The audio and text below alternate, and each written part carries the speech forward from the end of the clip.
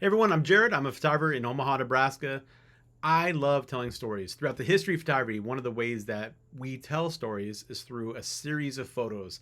And oftentimes, especially like if you're looking at like cinematography, we look at getting a wide shot, a medium shot, and then we get extremely close, we get the detail shots. Together, all those things combine to give us a little bit of a story, of a location, of a wedding, of a portrait, of whatever you want to do, right? Photojournalism does this a lot. But for me, one of the reasons why the X100V is so powerful is that it allows me to take one camera and basically do most of those things.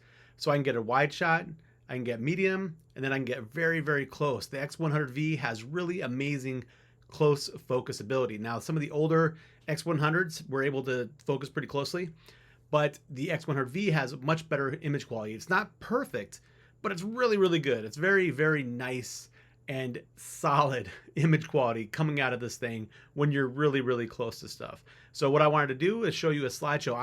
I'm not really big into big reviews where I go in super in depth because I really have always enjoyed watching other videos that talk about real world examples, and I'd like to just see that stuff so I can imagine what I'm going to be able to do with that camera maybe.